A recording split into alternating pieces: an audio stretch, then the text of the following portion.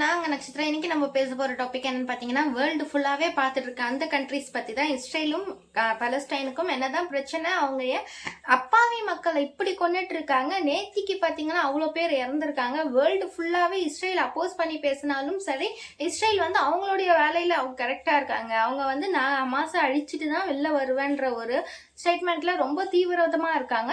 எதுக்காக அவங்க அப்படி பண்றாங்க? வேர்ல்டு ஃபுல்லாவே இஸ்ரேல் அப்போஸ் பண்ணாலும் இஸ்ரேலுக்கு பின்னாடி யாரு தான் இருக்காங்க, அவங்க எந்த தைரியத்துல இதெல்லாம் பண்ணிட்டு இருக்காங்க என்ற எல்லா கொஸ்டின்ஸ்க்கும் இந்த ஒரு வீடியோல ஆன்சர் கிடைக்க போகுது. Let's go into the video.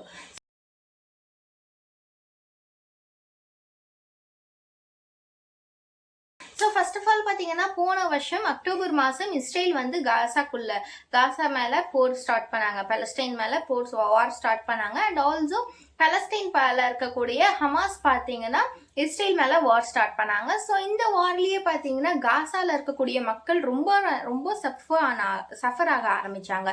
So காசா என்ற ஒரு பிளேஸில் இருக்கக்கூடிய மக்கள் மட்டும் ஆயிரக்கணக்கான மக்கள் இறந்து போனாங்க இந்த ஒரு வார்னால. இஸ்ரேலுக்கு பாதிப்பு இருந்தாலும் இந்த அளவுக்கு அதிகமாக கிடையாது. ஆனால் காசாவில் வந்து நிறைய கணக்கான மக்கள் பார்த்தீங்கன்னா பொதுமக்கள் ஒரு வாரில் பேசிக்காக மக்கள் வந்து சாகக்கூடாது, மக்கள் மேல யாருமே கை வைக்க கூடாது. ஆனா இந்த இடத்துல டோட்டலாவே ஆப்போசிட்டா ஆயிட்டு இருக்கு எல்லாமே. அதனாலதான் பாத்தீங்கன்னா எல்லா கண்ட்ரியுமே அவங்களுக்கு சப்போர்ட் பண்ணாம, இஸ்ரேலுக்கு சப்போர்ட் பண்ணாம காசா பக்கம் பேசிட்டு இருக்கு. ஆனா ஃபர்ஸ்ட் எல்லாம் பாத்தீங்கன்னா நிறைய கண்ட்ரிஸ் வந்து இஸ்ரேலுக்கு தான் சப்போர்ட் பண்ணுச்சு. இந்த ரஃபா காசா அதெல்லாம் தாண்டி நார்மலா ரெண்டு பேருக்கும் வார் ஸ்டார்ட் ஆனப்ப ஹமாஸ்ன்றது ஒரு மோசமான டெரரிசம், ஸோ அதை வந்து நீ அழிச்சே ஆகணும்னு சொல்லி இஸ்ரேலுக்கு தான் நிறைய கண்ட்ரிஸ் பார்த்தீங்கன்னா சப்போர்ட் பண்ணிச்சு. அண்ட் ஆல்சோ சப்போர்ட் மட்டும் பண்ணாம வெப்பன்ஸும் கொடுத்து இந்த மூலயமா நீ வந்து அடின்னு சொல்லி நிறைய வெப்பன்ஸும் கொடுத்துருக்கு. யூஎஸும் அதுக்கு தான் சப்போர்ட் பண்ணியிருக்குன்னே சொல்லலாம். ஸோ அந்த ஒரு சப்போர்ட்னால தான் பார்த்தீங்கன்னா காசா பலஸ்டைனுக்குள்ள ஃபுல்லாவே வந்து இஸ்ரேல் வந்து போச்சு. ஸோ இஸ்ரேல் வந்து கொஞ்சம் கொஞ்சமா பலஸ்டைனுக்குள்ள போக ஆரம்பிச்சுது. ஸோ ஃபர்ஸ்ட் வந்து ஒரு கண்ட்ரினா அது வந்து ரொம்ப பலஸ்டைன் பார்த்தீங்கன்னா ரொம்ப சின்ன கண்ட்ரி தான். ஸோ அதுக்கு ஸ்டார்டிங்ல இருந்து கொஞ்சம் கொஞ்சமா அடிக்க ஆரம்பிச்சுட்டே வந்தாங்க. ஸ்டார்டிங்ல இருந்த மக்கள் எல்லாம் பார்த்தீங்கன்னா இஸ்ரேல் ஃபர்ஸ்டே வார்னிங் கொடுத்தாங்க. ஸோ ஸ்டார்டிங்ல நாங்க வந்து அடிக்க போறோம், நீங்க வந்து சென்டர்ல போயிடுங்கன்ற மாதிரி சொன்னாங்க. ஸோ அதை நம்பி பார்த்தீங்கன்னா இந்த பிளேஸ்ல ஸ்டார்ட்ல இருந்த மக்கள்லாம் பார்த்தீங்கன்னா எல்லாரும் காலி பண்ணிட்டு சென்டர் பிளேஸுக்கு வர ஆரம்பிச்சாங்க. ஸோ இந்த இடத்த எல்லாத்தையுமே ஹமாஸை காலி பண்ணிட்டு திருப்பியும் சென்டர் பிளேஸுக்கு வந்து சரி இங்கேயும் நாங்கள் வந்து இப்போ வார் ஸ்டார்ட் பண்ண போகிறோம், ஸோ இங்கேயும் நீங்கள் இருக்காதீங்க, இந்த இடத்துக்கு பின்னாடி போயிடுங்க, இருக்கிறதுலே லாஸ்ட் பிளேஸுக்கு போயிடுங்கன்னு சொல்கிறாங்க. ஸோ இருக்கிறதுலே லாஸ்ட் பிளேஸ் தான் பார்த்தீங்கன்னா ரஃபான்னு சொல்லக்கூடிய அந்த ஒரு பகுதியாக இருக்குது. ஸோ அதுக்கு மேலே மக்களால் போக முடியாது. ஏன்னா அதுக்கப்புறமா பார்த்தீங்கன்னா வேற கண்ட்ரி எகிப்து இருக்குது. எகிப்து வந்து ஃபுல்லாகவே க்ளோஸ் பண்ணி அவங்க நாட்டை வந்து அவங்க செக்யூர் பண்ணிட்டாங்க. ஸோ ஃபுல்லாக வால்லாம் கட்டி ஒரு எலக்ட்ரிக் ஷாக்லாம் வந்து கொடுத்துருக்காங்க. மக்கள் வந்து தப்பிச்சு அந்த நாட்டுக்கு போகவே முடியாது. ஸோ லாஸ்ட்டாக எல்லா மக்களும் கூட்டமாக வந்து சேர்ந்த இடம் தான் பார்த்தீங்கன்னா ரஃபா மேலே இஸ்ரேல் பார்த்தீங்கன்னா ஆல்ரெடி சென்டரில் இருக்க பிளேஸில் இருக்காதீங்க, நீங்கள் வந்து ரஃபாக்கு போயிடுங்க, ரஃபா வந்து சேஃபஸ்ட் ஜோன், நீங்கள் அங்கே போயிட்டீங்கன்னா நாங்கள் வந்து உங்களை எதுவும் பண்ண மாட்டோம், நாங்கள் ஹமாஸை மட்டும் அடிச்சுட்டு போயிடுறோம்னு சொல்லி சொன்ன அந்த ஒரு வார்னிங்னால தான் எல்லா மக்களும் இஸ்ரேல் ஆர்மியை நம்பி ரஃபாக்கு போனாங்க. பட் ஆனால் இஸ்ரேல் வந்து அதை வந்து மீறிட்டாங்க. ஸோ அதை வந்து லேட்டராக பார்ப்போம். ஸோ ஃபர்ஸ்ட் வந்து எல்லாரும் ரஃபாக்கு போயிட்டாங்க. ஸோ நூற்றுக்கணக்கான மக்கள் பார்த்தீங்கன்னா காசால இது மூலயமா இறந்துருக்காங்க. ஸோ இப்போ எதுக்காக ரஃபாக்கு போக மாட்டேன்னு சொல்லி ரஃபாக்குள்ள ஏன் போனாங்கன்னு பார்த்தீங்கன்னா இந்த மாதம் 26 பார்த்தீங்கன்னா காசால இருக்கக்கூடிய ரொம்ப நாளா சைலண்டா இருந்த ஹமாஸ் பார்த்தீங்கன்னா சடனா வந்து அட்டாக் பண்ணியிருக்காங்க இஸ்ரேல. ஸோ அந்த ஒரு அட்டாக்ல பார்த்தீங்கன்னா இஸ்ரேல் வச்சுட்டு இருந்த நிறைய வெப்பன்ஸ் பார்த்தீங்கன்னா அழிஞ்சிடுச்சின்னு சொல்றாங்க.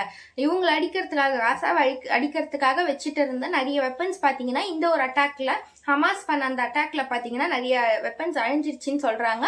ஸோ அதனால வந்து நெட்டன்யாகு ரொம்பவே கோவப்பட ஆரம்பிச்சாரு, ரொம்பவே டென்ஷன் ஆயிட்டாரு. அந்த ஒரு வெப்பன்ஸ் எல்லாம் அவங்க வந்து ஹமாஸ் அடிச்சதால ரொம்ப ஆத்திரம் அடைஞ்சாரு. அட் த சேம் டைம் காசாவுடைய ஹமாஸோடைய ஸ்டேட்மெண்ட் என்னன்னா அது வந்து கொஞ்சம் வெப்பன்ஸ் தானே, அது வந்து அவ்வளோ பெரிய லாஸ்லாம் கிடையாது இஸ்ரேலுக்கு, ஆல்ரெடி அவங்க வந்து பெரிய கண்ட்ரி தான். ஸோ நிறைய பேர் அவங்களுக்கு வெப்பன்ஸ் கொடுக்குறாங்க, இதெல்லாம் ஒரு லாஸ் கிடையாது இஸ்ரேலுக்கு ஹமாஸ் சொன்னாலும், நீ எப்படி நான் உனக்கு அடிக்க வச்சுட்டு இருந்த வெப்பனை நீ எப்படி காலி பண்ணலான்ற அந்த ஒரு ஆத்திரத்துல பார்த்தீங்கன்னா நெட்டன்யாகு ரஃபாக்குள்ளேயே போய் அடிங்கன்னு சொல்லி ஆர்டர் பண்ணாரு. ஸோ அந்த ஒரு விஷயத்த பார்த்தீங்கன்னா வேர்ல்டு வைடு எல்லா கண்ட்ரியுமே வந்து அவங்கள அப்போஸ் பண்ணிச்சு. இன்க்ளூடிங் ஜோ பிடனும் பார்த்தீங்கன்னா நீ வந்து ரஃபாக்குள்ளே போய் பொதுமக்கள் அடிச்சின்னா நான் வந்து உனக்கு சப்போர்ட் பண்ணுறதை நிறுத்திடுவேன், வெப்பன்ஸும் கொடுக்க மாட்டேன் அதுக்கப்புறமான்னு சொல்லி சொன்னார். ஆனால் அவர் செய்யலை. சொன்னாரு, எதுக்காக சொன்னாருன்னு தெரியல, இப்போ எதுக்காக செய்யாம இருக்காருன்னு தெரியல. அவர் சொல்லிட்டு இப்போ வந்து ரஃபாக்குள்ளேயே போயிட்டா. ரஃபாக்குள்ளவே இஸ்ரேல் பார்த்தீங்கன்னா ரஃபாவையே காலி பண்ண ஆரம்பிச்சிட்டாங்க. இன்னும் பார்த்தீங்கன்னா ஜோ பிடன் நான் சொன்ன ஸ்டேட்மெண்ட்டை வந்து இன்னும் மீறலை. இஸ்ரேல் அந்த நான் சொன்ன ஸ்டேட்மெண்ட்டை இஸ்ரேல் மீறினா தான் நான் சப்போர்ட் பண்ணுறத வந்து ஸ்டாப் பண்ணுவேன். நான் சொன்னதை வந்து இஸ்ரேல் மீறவே இல்லை. ஸோ நான் வந்து சப்போர்ட் தான் பண்ணிருப்பேன் நாங்கள். ஆனால் அவர் சொன்னதை வந்து இஸ்ரேல் எப்பயோ மீறியாச்சு, இன்னும் சாகடிக்கவும் ஆரம்பிச்சாச்சு. ஆனால் இன்னும் பார்த்தீங்கன்னா நான் சொன்னதை மீறலன்றாங்க. இன்னொரு பக்கம் ட்ரம்ப் வந்து அதுக்கும் மேலே நான் பேசிக்காக பார்த்தீங்கன்னா யூஎஸ்ல நிறைய ப்ரொட்டஸ்ட் நடந்துட்டு இருக்கு. அதை நம்ம எல்லாருமே பார்த்துருப்போம். காலேஜ் ஸ்டூடெண்ட்ஸாக இருக்கட்டும், among the students and public கூட பார்த்தீங்கன்னா நம்ம நாடு பண்ணுறது தப்பு, ஐ மீன் யூஎஸ் பண்ணுறது தப்பு, இஸ்ரேலுக்கு வந்து சப்போர்ட் பண்ணுறது தயவு செஞ்சு யூஎஸ் ஸ்டாப் பண்ணணும், பலஸ்டைன்ல இருக்க மக்கள் அண்ட் ரஃபாக்குள்ள அவங்க போகக்கூடாது, அந்த ஒரு விஷயத்துக்கு அவங்க போகிறதுக்கு அவங்க அந்த பண்ற அநியாயத்துக்கு வந்து யூஎஸ் சப்போர்ட் பண்ணக்கூடாது நிறைய பீப்புள்ஸ் பார்த்தீங்கன்னா ப்ரொட்டஸ்ட் பண்ணிருக்காங்க. ஆனால் அதெல்லாம் மீறி தான் ஜோ பிடனும் ட்ரம்ப்பும் பார்த்தீங்கன்னா இன்னுமே இஸ்ரேலுக்கு சப்போர்ட் பண்ணிருக்காங்க. ட்ரம்ப் வந்து ஜோ பிடனோட ஒரு ஸ்டெப் மேலே போய் இந்த காசா ரஃபா பலஸ்டைன்னு யாராச்சும் பேசிட்டு இருந்தீங்கன்னா என் நாட்டை விட்டு நீங்கள் வெளில போக வேண்டியது வரும், உங்களுக்கு அமெரிக்கன் சிட்டிசன்ஷிப் கிடைக்காது, நீங்கள் வந்து என் நாட்டை விட்டு வெளில போயிடுங்க, அவங்களுக்குலாம் சப்போர்ட் பண்ணி பேசிட்டு இருந்தீங்கன்னான்ற மாதிரி சொல்கிறாங்க. பேசிக்காக ரெண்டு பொலிட்டீஷியன்ஸ் ஒரே விஷயத்துக்கு சப்போர்ட் பண்ண மாட்டாங்க. ஆனால் இவங்க ரெண்டு பேருமே இஸ்ரேலுக்கு சப்போர்ட் பண்ணுறதுல ரொம்ப தீவிரமாக இருக்காங்க. So at the same time இவங்க வந்து யூஎஸ் இன்னுமும் வெப்பன்ஸ் வந்து கொடுத்துட்டு தான் இருக்காங்க இஸ்ரேலுக்கு. இஸ்ரேலும் பார்த்தீங்கன்னா ரஃபாக்குள்ள வந்து பாம்பு போட ஆரம்பிச்சிட்டாங்க. ரஃபாக்குள்ளவே பார்த்தீங்கன்னா மக்கள் ரொம்ப டம்ப் ஆகி கிடக்குறாங்க. அவங்களுக்கு ஃபுட் இல்லை, எலக்ட்ரிசிட்டி இல்லை, வாட்டர் இல்லை, இருக்க பொருளை வச்சு சாப்பிட்ருக்காங்க. திடீர்னு நார்மலாக வாழ்ந்துட்டு இருந்த அவங்களுக்கு வந்து திடீர்னு நீ வந்து வார் பண்ண போறேன்னு சொல்லி ஒரு பிளேஸ்க்கு அமுச்சு விடும் போது அவங்களுக்கு வேலை இல்லை. எப்படி அவங்களுக்கு காசு கிடைக்கும், எப்படி ஃபுட்டு கிடைக்கும்? அவங்க வந்து டென்ட் வாங்கவே காசு இல்லாமல் கஷ்டப்பட்டுட்டு இருக்காங்க. டென்ட்டே பார்த்தீங்கன்னா அந்த நாட்டில் ரொம்ப காஸ்ட்லியான ஒரு விஷயமா இருக்கு. இப்போ நம்மளே பார்த்தீங்கன்னா ஃபார் எக்ஸாம்பிள் நம்ம சென்னையில் வாழ்ந்துட்டு இருக்கோம், பிறந்து வாழற இடமே சென்னை தான் வச்சுக்கோங்களேன்.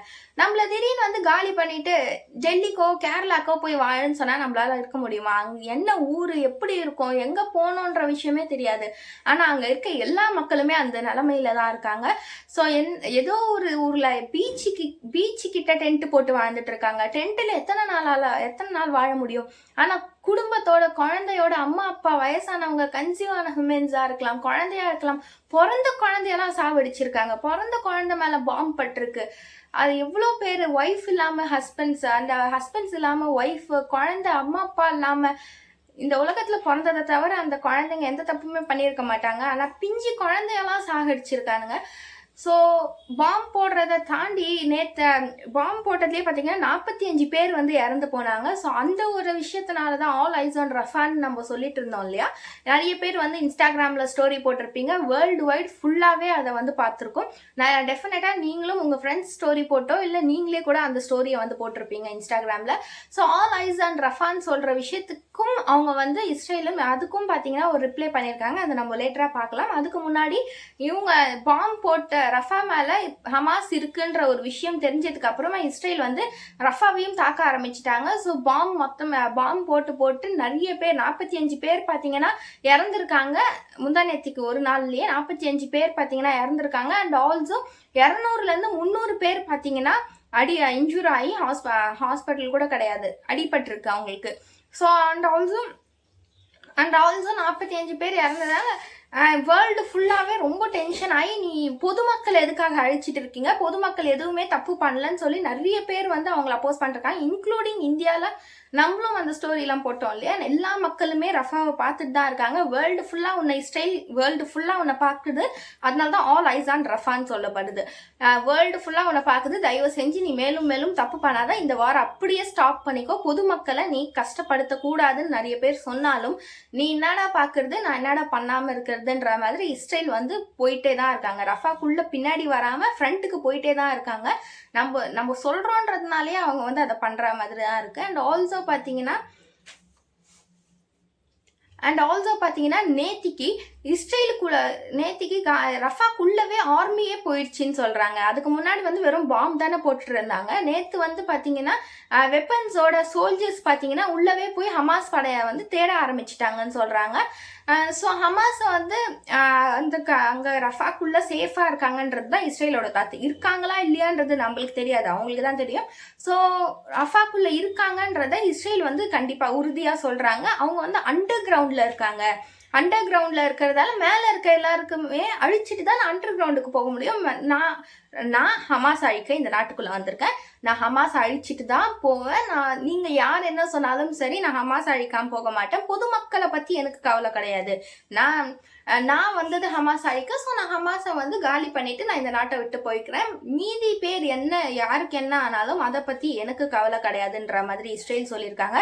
அண்ட் ஆல்சோ பார்த்தீங்கன்னா இன்டர்நேஷனல் கோர்ட் ஆஃப் ஜட்ஜஸ்ல சவுத் ஆப்பிரிக்கா இவங்களுக்கு அகைன்ஸ்டா ஒரு கேஸே ரிஜிஸ்டர் பண்ணியிருக்காங்க. விச் மீன்ஸ் ஒரு சொந்த நாட்டிலேயே அவங்க பீப்புள்ஸ் வந்து வாழ முடியாம இருக்காங்க. ரஃபாக்குள்ள எல்லாரும் போய் டம்ப் ஆகி கிடக்குறாங்க. அவங்களுக்கு ஃபுட் இல்லை, வாட்டர் இல்லை. ஸோ இந்த மாதிரி ஒரு ஹியூமனிட்டியே இல்லாம இஸ்ரேல் வந்து நடந்துக்க கூடாது. அண்ட் ஆல்சோ பார்த்தீங்கன்னா பொதுமக்களை அழிக்க யாருக்குமே ரைட்ஸ் கிடையாது. ஸோ பொதுமக்களை அவங்க வந்து கஷ்டப்படுத்துறதுனால நீங்கள் வந்து இதை வந்து ஸ்டாப் பண்ண சொல்லணும்னு சொல்லி இன்டர்நேஷ்னல் கோர்ட் ஆஃப் ஜட்ஜஸ்ல வந்து சவுத் ஆப்பிரிக்கா வந்து கேஸ் போட்டிருக்காங்க. கோர்ட்டும் என்ன சொல்லுதுன்னு பார்த்தீங்கன்னா, நீ வந்து இஸ்ரேல் இதோட நீ ஸ்டாப் பண்ணிக்கோ, பொதுமக்களுக்கு எந்த ஒரு பாதிப்பும் ஏற்படக்கூடாது, பொதுமக்கள் மேலே நீ கை வைக்காதன்னு கோர்ட்டே சொல்லிடுச்சு. கோர்ட் சொன்னதையும் மீறி பார்த்தீங்கன்னா இஸ்ரேல் வந்து ரஃபாக்குள்ளே போயிட்டே தான் இருக்காங்க. நேற்று பார்த்தீங்கன்னா சோல்ஜர்ஸ் எல்லாருமே ரஃபாக்குள்ளே போயிட்டாங்க. நேற்று ஒரு நாள்லேயே பார்த்தீங்கன்னா 35 பீப்புள்ஸ் பார்த்தீங்கன்னா இறந்துருக்காங்க. 1 இல்லை 2 இல்லை 35 பேர் பார்த்தீங்கன்னா நேற்று ஒரு நாளைக்கு இறந்துருக்காங்க. அண்ட் 3050 பேர் பார்த்தீங்கன்னா அடிபட்டிருக்கு. ஸோ அவ்வளோ பேர் இன்ஜூர் ஆகி அவ்வளோ பேரை சாவடிச்சு இன்னும் அவங்க ஹமாஸை கண்டுபிடிக்கல. ஸோ ஹமாஸை வந்து ஃபுல்லாகவே அடிச்சுட்டு தான் நான் வருவேன்ற ஒரு விஷயத்த மட்டும் கிளியராக சொல்லிட்டே இருக்காங்க. அண்ட் இப்போ இந்த விஷயத்துக்கு வருமா, ஆல் ஐஸ் ஆன் ரஃபான்னு சொல்கிறாங்க இல்லையா? ஸோ அந்த ஒருக்கு என்ன இஸ்ரேல் வந்து ரிப்ளை கொடுத்ததுன்னா, ஆல் ஐஸ் ஆன் ரஃபான்னு சொல்கிறீங்களே, வேர் யுவர் ஐஸ் ஆன் October 7ன்னு கேட்டிருக்காங்க. அது என்னன்னா, உங்களுடைய கண்ணு எல்லாருமே ரஃபாவை பார்த்துட்டு இருக்குன்னு சொல்றீங்க. அப்போ உங்களோட கண்ணு எல்லாம் எங்க போச்சு October 7 அப்போன்னு கேக்குறாங்க. ஏன் அப்படின்னா October 7 என்ன ஆச்சுன்னா, காசால இருக்கக்கூடிய ஹமாஸ் வந்து இஸ்ரேலுக்குள்ள October 7 போய் 1300 பீப்புள்ஸை பார்த்தீங்கன்னா கொண்டு இருக்காங்க. அண்ட் ஆல்சோ நிறைய 200 300 பேரை பார்த்தீங்கன்னா கைதிகளாக இவங்களுடைய நாட்டுக்கு கொண்டு வந்திருக்காங்க.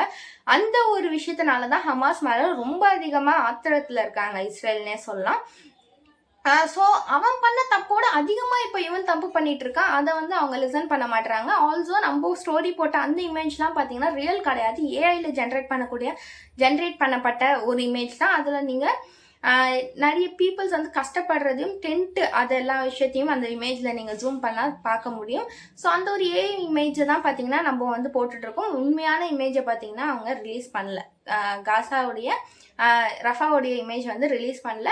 ஸோ அண்ட் ஆல்சோ பார்த்தீங்கன்னா இன்னுமே பீப்புள்ஸ் இறந்துட்டு தான் இருக்காங்க. இன்னும் இஸ்ரேல் வந்து வாரை ஸ்டாப் பண்ணவே இல்லை. இதுக்கு மேலே என்ன பண்ணுறது, இன்னும் பெட்டர்ன்னு பார்த்தீங்கன்னா அவங்களுக்கு சப்போர்ட் பண்ணிகிட்டே தான் இருப்பாங்களா? எதுக்காக அவர் இப்படி பண்ணுறாரு? பொதுமக்கள் என்ன தப்பு பண்ணாங்க? யாருக்குமே பார்த்தீங்கன்னா பொதுமக்கள் மேலே கை வைக்க ரைட்ஸே கிடையாது. Even if it is government. தப்பு பண்ணாத அப்பாவி மக்கள் மேலே கை வைக்க யாருக்குமே ரைட்ஸ் கிடையாது. ஆனால் ஹமாஸ் அழிக்கணுன்ற ஒரே ஒரு எண்ணத்தினால அவ்வளோ பேரை கொண்டுட்டு இருக்காங்க. குழந்தைங்களாம் செத்துட்டு இருக்கு. ஃபுட்டெல்லாம் பார்த்தீங்கன்னா மற்ற கண்ட்ரி வந்து ஃபுட்டெல்லாம் அவங்களுக்கு கொடுத்தாலும் அந்த கண்டெய்னரெல்லாம் அவங்க வந்து மொத்த ஃபுட்டையும் எடுத்து குப்பையில் கொட்டியிருக்காங்க. அண்ட் ஆல்சோ அதையும் மீறி போகிற கொஞ்சம் நஞ்ச ஃபுட்டில் தான் பார்த்தீங்கன்னா அந்த மக்களே வாழ்ந்துட்டு இருக்காங்க. அதுவும் இல்லாமல் நேற்றுக்கு பார்த்தீங்கன்னா அவ்வளோ பேர் சோல்ஜர்ஸ் பார்த்தீங்கன்னா உள்ளே போய் அட்டாக் பண்ண ஆரம்பிச்சிருக்காங்க. டைரக்டாக அட்டாக் பண்ணி அந்த பீப்புள்ஸ் என்ன பண்ணாங்க, அந்த ஹமாஸ் வந்து அண்டர் கிரவுண்டில் இருக்காங்கன்னு சொல்கிறாங்க. அதுவும் கன்ஃபார்மாக இருக்காங்களான்னு தெரியாது. கன்ஃபார்மே பண்ணாமல் அவ்வளோ பேரை வேஸ்ட்டாக சதிச்சிட்டு இருக்காங்க.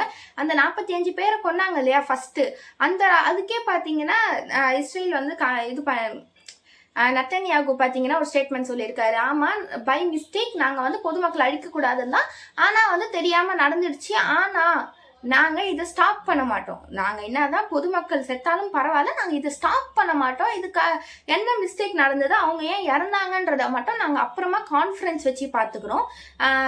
ஆனாலும் நீங்கள் சொல்கிறதுக்காக நாங்கள் ஸ்டாப்லாம் பண்ண மாட்டோம், ஹமாஸை மொத்தமாக அழிச்சிட்டு தான் அந்த கண்ட்ரியை விட்டு வெளியே வருவோன்ற ஒரு ஸ்டேட்மெண்ட்டையும் அவங்க சொல்கிறாங்க.